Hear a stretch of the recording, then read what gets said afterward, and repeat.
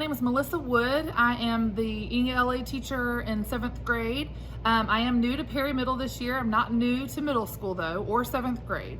I've taught most recently at Bonner Middle, where I did teach 7th grade. I've also taught 6th and 8th, so I know what you already know and I know what you need to know to be successful once you reach 8th grade. I am on the Pioneers team, and so you are too. You'll be with Mr. Fox for science, and you'll be with Miss Franklin for math. One of us will be your social studies teacher.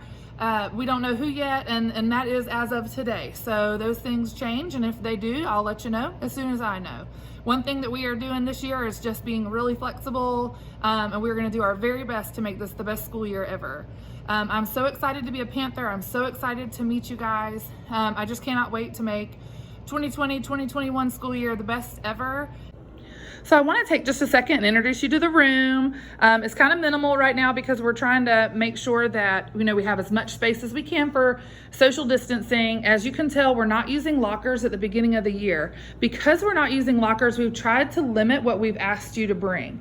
The team has asked for a 3-ring binder, and then we've asked for paper and dividers, obviously pens and pencils. One thing that's specific for ELA is rather than do the composition notebooks that you're used to in 6th grade and beyond, we're going to try to use a 3-subject spiral because it has holes for you to put inside of your binder. Hopefully it'll help you keep up with it and less that you have to carry. If you'll notice, they have spots for your handouts. And then we may also ask for one of the dividers in the 3-ring binder to be for handouts and things. Obviously, if you want colored pens because you like to be creative in your writing, that's awesome. One thing that we definitely want to encourage is a binder pouch that has the holes so that you can keep that in that same binder. One thing that's huge for ELA is highlighters of any color or multiple colors. I don't care the brand or anything like that, but because of COVID, we can't share supplies. And so because of that, highlighters have to be each individually sanitized, so we can't really share those. The same goes for pencils. And so although I have pencils to share, they can't be shared between students. I can't collect them back, and so I have a very limited supply.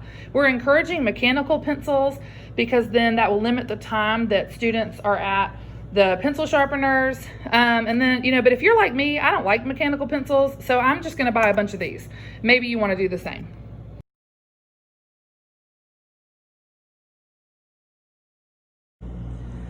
So one other thing I want to just mention is hopefully you've been reading all summer, at least trying to read, go to the library, get some books, not just watching TV, even though I do that too.